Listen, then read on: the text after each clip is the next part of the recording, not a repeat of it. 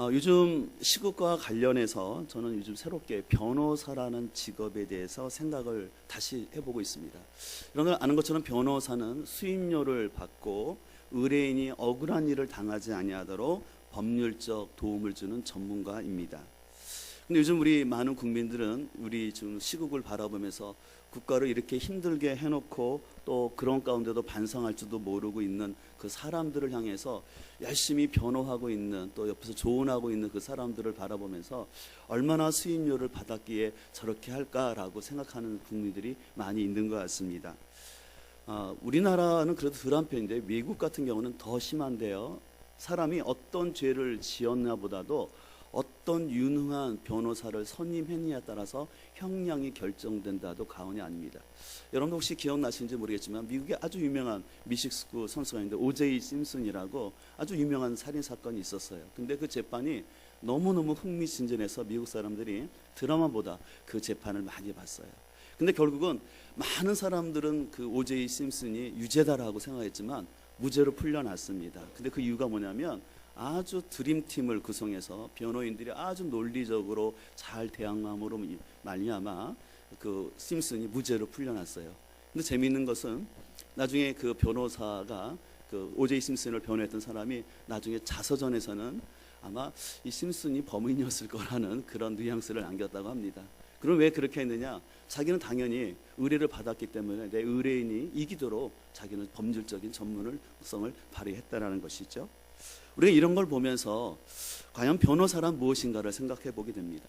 여러분들 아는 것처럼 지금 변호사가 되기는 굉장히 어렵습니다. 여러분들 아는 것처럼 어려운 사법고시를 통과해야 되는데 이제 우리나라 이제 사법고시 대신에 로스쿨을 나와야 되는데 여러분 아시는 것처럼 이 로스쿨이 아무나 갈 수 있는 학교도 아니고 또 그 등록금이 굉장히 비싸기 때문에 웬만한 사람들은 이제 못 간다는 것이죠. 그래서 이제 우리 사회 가운데도 개천에서 용나는 시대는 어려졌다라고 얘기하는 것이 사람들의 일반적인 생각입니다.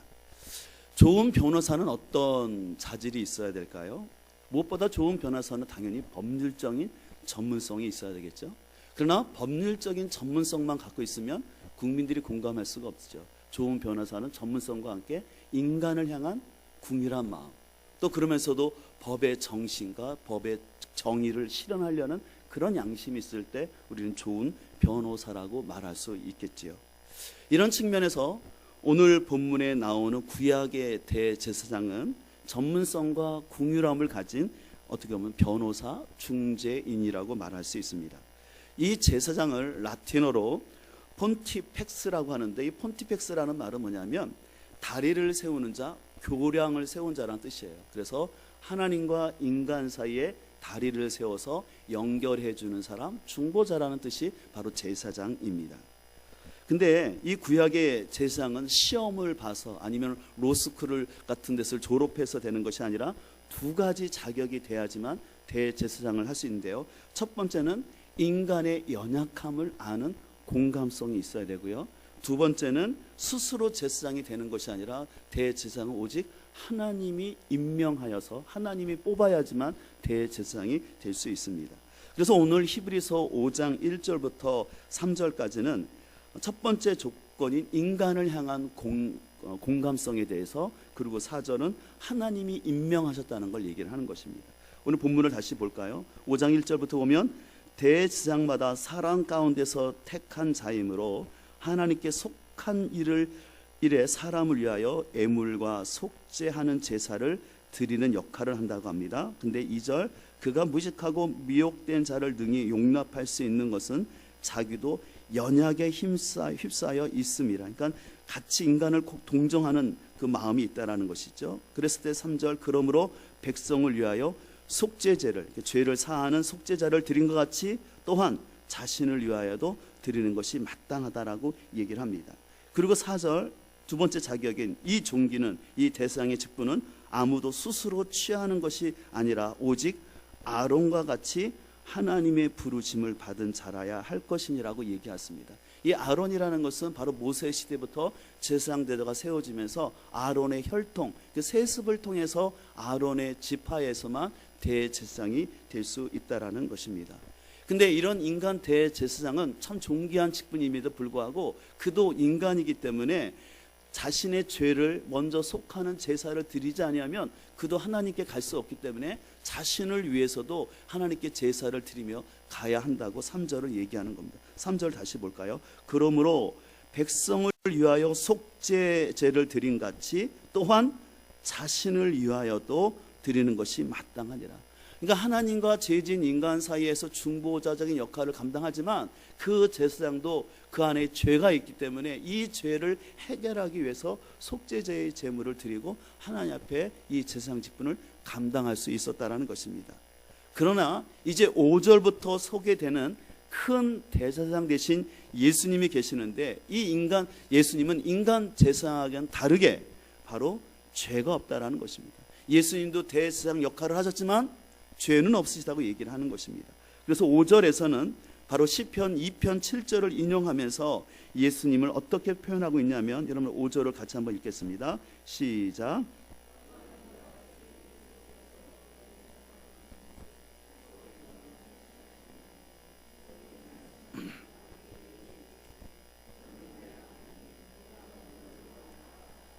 아멘. 여기 보니까 하나님께서 오늘 너를 낳았다. 그래서 예수님이 하나님의 아들이라는 것입니다. 하나님의 아들이라는 것은 인간이 아니시기 때문에 죄가 없다라는 것을 얘기를 하는 것입니다.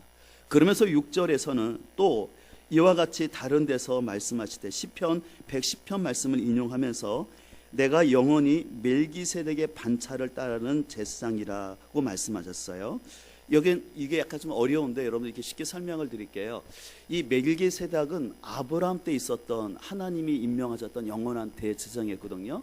근데 이 아론 계통의 제사장은 모세 때 만들어진 제사장이었어요. 그렇기 때문에 이 아론 계통의 제사장보다는 하나님이 임명하신, 이 아브라함 때 임명하신 멜기세덱의 제사장 전통이 더 귀하다라는 것이에요. 그래서 예수님은 바로 아론 계통이 아니라 이 멜기세덱의 그 계통을 따라서 임명받은 그와 같은 완전한 대제사장이라는 것을 6절에서 말씀을 하는 것입니다. 자, 이를 통해서 예수님께서는 그 첫 번째 조건인 바로 하나님으로부터 임명받았다라는 것을 얘기합니다. 이어서 7절과 9절에서는 제사장의 두 번째 자격이라 할 수 있는 공감성을 잘 설명하고 있는 거예요. 그래서 실은 오늘 히브리서 저자가 오늘 본문에서 강조하고자 하는 것은 바로 예수님, 큰 제사장 되신 예수님의 공감성에 대해서 설명을 하는 것입니다.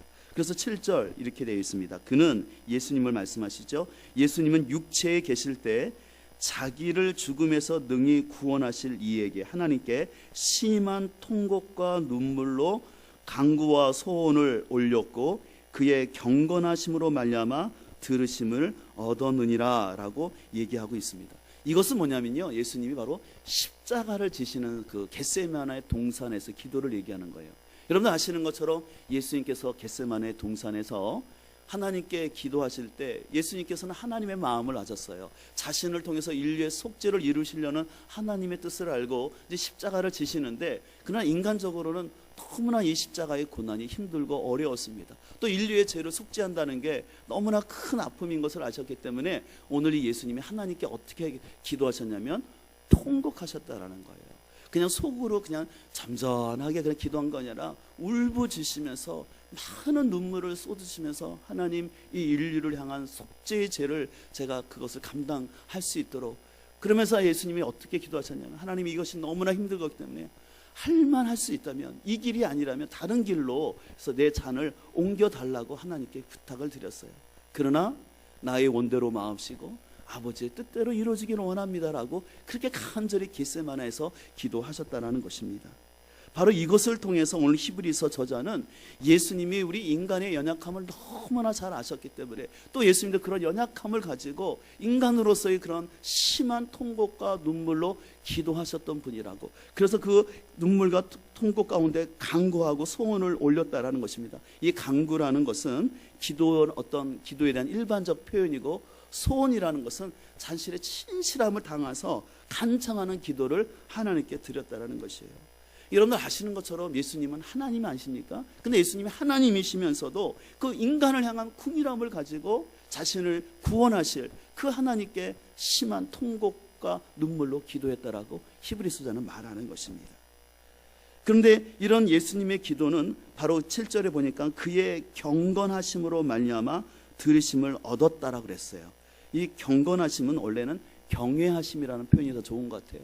예수님은 하나님을 경외하는 마음 가운데 그렇게 기도를 드렸고, 그 경외함을 가지고 주님 앞에 할 때 들으심을 얻었다라는 것은 기도 응답을 받았다라는 것입니다. 근데 여러분들, 예수님이 기도 응답의 결과가 무엇입니까? 십자가를 피하는 것이 아니라 십자가를 지시는 것이었어요. 우리는 여기서 우리의 기도의 좀 질을 생각하게 보게 됩니다. 우리는 흔히 기도하게 되면 내 문제가 해결되어지고 내 인생에 고난이 없고 어려움이 없기를 그런 바라는 마음으로 기도하는데, 오늘 예수님은 심한 통곡과 눈물 가운데 하나님을 경외하심으로 말미암아 기도 응답을 받았는데, 그 응답은 바로 십자가의 길이었다는 거죠. 근데 예수님은 그 응답을 온전히 받아들이고 순종하며 나아가셨다라는 것입니다. 자, 그래서 오늘 그렇게 기도했을 때 9절에 보게 되면 이렇게 되어 있습니다. 자, 8절을 다시 볼까요? 8절. 그가 아들이시면서도 받으신 고난으로 뭘 배웠습니까? 예, 순종함을 배우셨다는 거예요. 순종함을 배워서 9절에 보니까 온전하게 되셨다라는 것이에요. 그러니까 예수님은 하나님의 아들이시면서도 기도로 하나님께 순종하셨다는 거예요. 기도로 순종하실 뿐만 아니라 또한 그 순종의 마지막 단계라 할 수 있는 죽음까지 이르심으로 말미암아 철저히 순종의 삶이 무엇인지를 보여주심으로 말미암아 구원을 완성하셨다라는 것입니다. 그래서 9절은 이렇게 말하게 됩니다. 온전하게 되셨은즉 자기에게 순종하는 모든 자에게 영원한 구원의 근원이 되셨다라고 말하고 있어요. 여기서 예수님이 온전하게 되셨다라는 것은 예수님이 뭐 불완전하거나 아니면 온전하지 못했는데 예수님이 기도해서 완전하게 됐다는 것이 아니라 온전히 하나님 앞에 순종함으로 말미암아 구원의 목표를 완전히 성취하셨다라는 것입니다. 그래서 오늘 예수님이 자신이 하나님 앞에 순종함으로 구원을 우리에게 완전히 이루신 것처럼 오늘날도 예수님의 말씀에 순종하여 따라가는 그 사람들에게 구원을 보장해 주신다라고 말씀을 하는 것입니다. 그렇지만 오늘 히브리서 저자는 하나님의 아들이시면서도 그 많은 통곡과 눈물의 기도로 순종하셨고 심지어는 십자가의 죽음으로 결국은 순종을 배우신 이 예수님이 우리의 진정한 큰 대제사장 되신다라는 것입니다. 그렇기 때문에 이렇게 위대하고 큰 대상이 계시기 때문에 오늘 이 히브리서를 읽고 있는 그 당시의 독자들을 향하여서 여러분들이 예수님 때문에 삶에 당하는 고난 때문에 신앙을 포기하지 말고, 또 여러분이 여러 가지 어떤 환난이나 어려움이 온다고 해서 절대 뒤돌아가지 말고 심한 통곡과 눈물로 기도하셨던 그 주님을 의지함으로 말미암아 이 고난을 이기십시오라고 오늘 얘기를 하는 것입니다. 여러분들, 신앙생활은 고난이 없는 게 아닙니다. 실은 여러분들 신앙생활하면 고난이 있어요. 오히려 신앙생활을 안 하면 고난이 없을 수 있는 것도 오히려 신앙생활 때문에 고난을 겪는 것을 우리가 많이 알 수 있습니다. 진정으로 우리가 정직하게 하나님 말씀대로 살고자 하면은 우리는 원치 않는 고난을 더 많이 당할 수가 있어요. 근데 죄송하지만 잘못된 신앙을 강조하는 곳에서는 예수님 믿으면 아무 고난도 없고 그저 만사 형통하고 내가 꿈꾸는 대로 모든 것이 다 이루어지고 그렇게 얘기하는데 그것은 참된 복음이 아닙니다. 여러분들, 우리 삶 가운데 당연히 고난이 있어요. 그러면 우리가 고난을 배운다는 건 뭐냐면 우리 인생의 고난을 부정하는 것이 아니라 내가 주님 땅하면에 당하는 그 고난을 인정하고 그리고 주님을 의지함으로 말미암아 이 고난의 때를 이겨나가는 것을 배우는 것이에요. 그래서 우리는 고난을 배워야 할 줄 믿습니다. 그래서 나에게 닥친 이 고난을 피하려고만 하는 것이 아니라 하나님이 이 고난을 겪으라 하신 이유가 무엇인지 때로는 그 의미조차도 모를 때가 있어요. 그러나 그 고난의 때를 우리 주님과 함께 이겨가고 함께 견뎌나가고, 그리고 공동체라는 것은 그 고난의 때를 같이 이겨나갈 수 있도록 제재장 되신 예수님께 함께 중보하면서 우리가 고난의 시기를 이기도록 하는 것이 생명력 있는 공동체의 모습인 줄 믿습니다. 제가 지난 설 기간 동안에 몇 권의 책을 읽으면서 한 권의 시집을 주문하면서 이렇게 좋은 시집을 읽었는데, 그 시집 가운데 여러분들이 익히 잘 아는 도종환 시인의 흔들리며 피는 꽃이라는 시를 다시 한번 읽으면서 좀 마음에 많이 생각이 들었어요. 그 시를 한번 다시 한번 소개해 드린다면, 흔들리지 않고 피는 꽃이 어디 있으랴. 이 세상 그 어떤 아름다운 꽃들도 다 흔들리면서 피었나니, 흔들리면서 줄기를 곧게 세웠나니, 흔들리지 않고 가는 사랑이 어디 있으랴. 젖지 않고 피는 꽃이 어디 있으랴.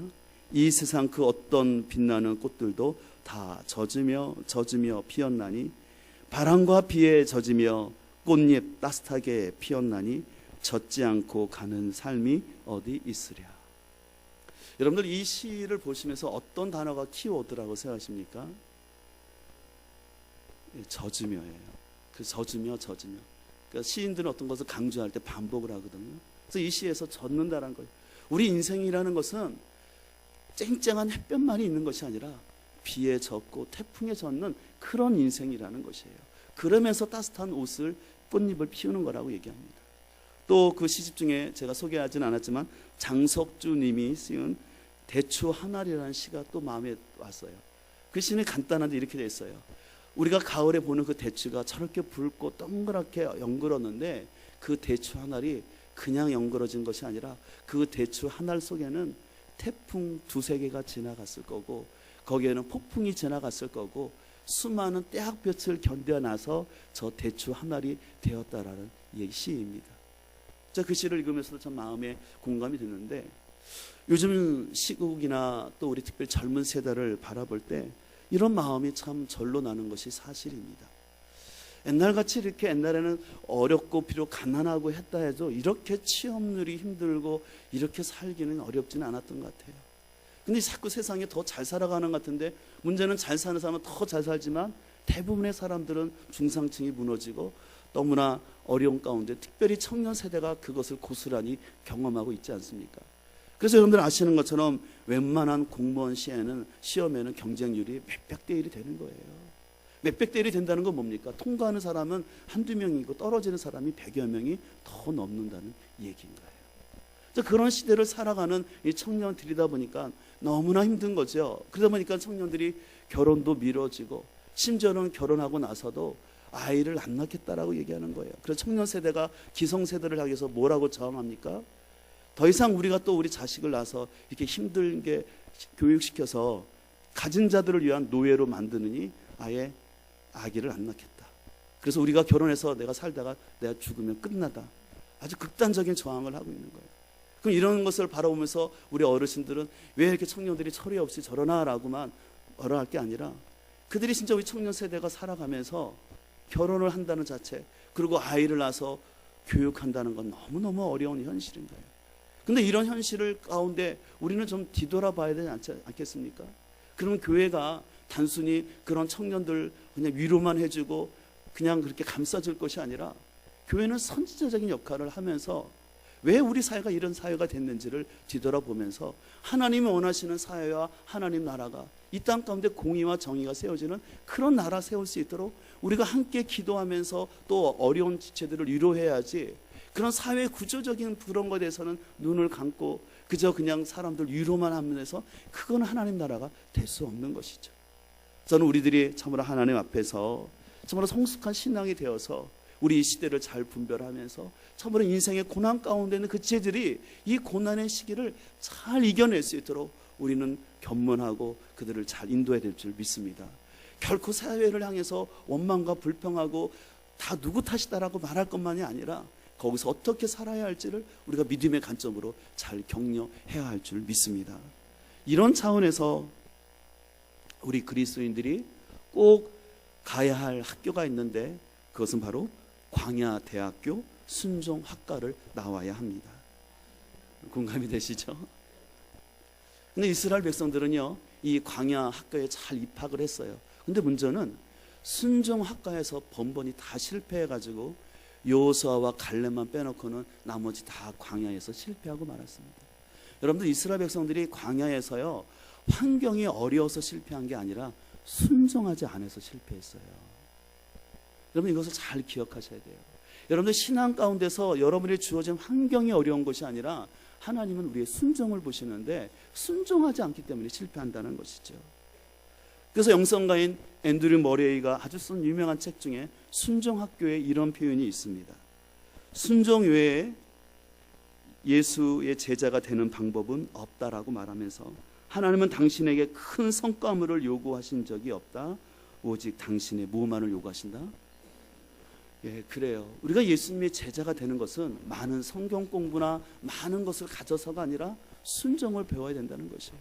그리고 하나님께서 우리에게 원하는 것은 어떤 공적비를 세우거나 어떤 이정표를 만들어내는 사람이 아니라 지금 하나님 앞에 그 사람이 순종하는 사람이냐, 그걸 본다는 것이에요.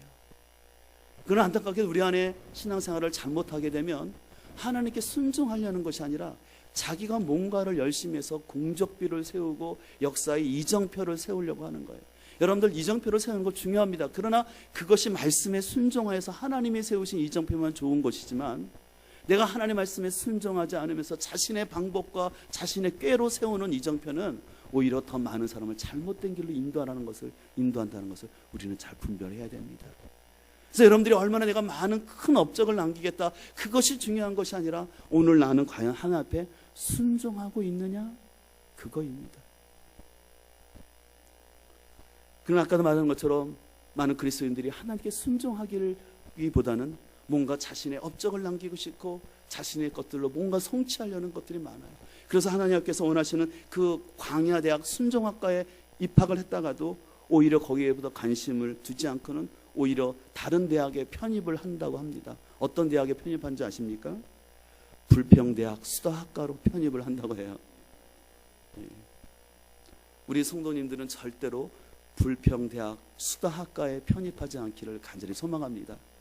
혹시 여러분들 중에 원서 내시려는 분이 있습니까? 그럼 빨리 원서 거두셔서 여러분들이 하나님 앞에 자꾸 불평하고 자꾸 인간적인 말만 해서는 하나님 나라가 이루어질 수가 없어요. 오늘 예수님은 그 십자가 고난 앞에서 어떻게 하셨냐면 심한 통곡과 눈물로 오직 자신을 구원하신 하나님께 아뢰었다라고 말씀하시는 것처럼, 여러분들도 여러분의 인생에 있는 큰 난관과 그 고난 앞에서 자꾸 누구를 탓하고 불평하고 원망할 것이 아니라 우리는 하나님 앞에 통곡과 눈물로 기도하며 나갈 때 이 모든 것을 겪으신 예수님이 우리 곁에 계심으로 말미암아 이것을 능히 감당할 수 있는 은혜 베풀어 줄 줄 믿습니다. 제가 설교를 시작하면서 변호사 이야기를 했는데 아직 개봉은 하지 않아서 아직 못 봤지만 제가 보고 싶은 영화가 있는데 바로 재심이라는 영화 광고를 보게 되었습니다. 이 영화는 실화를 바탕으로 만들어졌는데 2008년도에 전북 익산 약초 오거리에서 살인 사건이 나타나는데 거기에 목격자가 오히려 살인범이 돼서 죄수로 억울한 누명을 쓰였다고 합니다. 근데 한 변호사가 있는데 그 변호사가 아주 똑똑하고 그런 변호사가 아니라 요즘은 그 로스쿨도 나와도 몇몇 대학 출신 아니면 제대로 변호사 시장에서 인정받지 못하는 그런 변호사 같은 사람이 있었는데 이 인간을 향한 뜨거운 마음을 가지고 그 사람이 죄인이 아니라는 걸 확신하고 재심을 받게 해서 결국 무죄로 나오게끔 한다라는 그런 영화인데, 제가 왜 이 영화에 그 마음이 갔냐면 우리 삶 속에서 진정으로 여러분이 힘들고 어려운 일을 당했을 때 여러분을 변호해 주는 분이 누구입니까? 우리 예수 그리스도가 우리의 진정한 변호사인 줄 믿습니다. 사단은 갖가지 우리 안에 있는 죄들을 보게 하고 사단은 우리가 지은 죄들의 흔적들을 다 보여주면서 이런 증거 때문에 우리가 죄인이라고 선고하지만 예수님은 그거 다 안다. 그러나 그를 위해서 내가 십자가에서 영원한 속죄의 죄를 다 당했다라고, 내가 대신 피 흘렸느라고 이 고백 때문에 우리는 죄에서 해방받는 줄 믿습니다. 요한복음 14장을 보게 되면 예수님이 제자들과 대화하시면서 내가 너희를 떠날 텐데 그러나 내가 너희를 결코 고아처럼 내어버리지 아니하고 또 다른 보혜사를 보내주겠다고 말씀하셨습니다. 그래서 요한복음 계속 16장 10장을 보게 되면 이제 성령 하나님에 대해서 소개를 하고 있는데 이 보혜사를 헬라어로 파라클레토스라고 얘기해요. 이 파라는 건 여러분들 흔히 파라솔 있죠? 그래서 파라솔에서 온 그 단어인데 여기서 온 건데 옆에 있다라는 뜻이에요. 그리고 클레토스라는 건 뭐냐면 부르다라는 거예요. 부르다라는 것은 뭐냐면 어떤 사람을 도와주기 위해서 부름받은 사람이라는 것입니다. 그래서 어떤 사람 옆에서 서 있어서 변호해 주는 사람. 그래서 성령 하나님은 바로 우리 곁에서 우리를 변호해 주고 우리와 함께 하시는 분이 성령 하나님인 줄 믿습니다. 근데 예수님이 이 땅에 계시지 않기 때문에 우리에게 이 성령 하나님을 보내주셨고 이 시간에도 우리와 함께 하시는 줄 믿습니다. 그렇지만 여러분의 인생 가운데 큰 고난의 시간을 보내고 있습니까? 여러분의 앞길이 캄캄해서 전혀 소망이 없고 또 여러분 안에 연약함 때문에 포기하고 싶은 그 순간일지라도 지금 우리 성령 하나님은 우리 옆에서 우리를 변호해 주시고 우리를 도와주신다는 사실을 기억하시고 우리에게 큰 대상 되신 예수 그리스도만을 바라보며 나아갈 수 있기를 간절히 소망합니다. 마지막으로 성경 말씀 한 구절 보기를 원하는데 빌립보서 4장 6절입니다. 빌립보서 4장 6절 우리가 익히 잘 아는 말씀인데 빌립보서 4장 6절은 이렇게 말씀하고 있습니다. 아무것도 염려하지 말고 다만 모든 일에 기도와 간구로 너희 구할 것을 감사함으로 하나님께 아뢰라고 되어 있습니다. 여기서 아무것도 염려하지 말고라는 거 있죠. 이 말고라는 것은 뭐냐면 중단하라라는 거예요. 네 염려를 중단하라. 그리고 기다리라는 것입니다. 염려를 더 이상 여러분들 염려가 있습니까? 그 염려를 중단하십시오. 여러분 걱정거리가 있습니까? 걱정을 중단하십시오.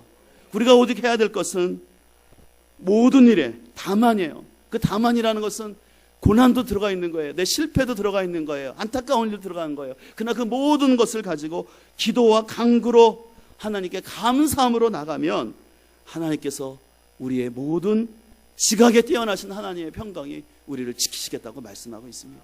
오늘 이 시간 하나님의 그 놀라운 지각이 여러분을 붙잡아 주셔서 어떤 환경 가운데도 결코 다시 세상으로 돌아가지 말고 예수 그리스도를 의지하여서 승리하며 나가는 우리 모두가 되기를 간절히 소망합니다.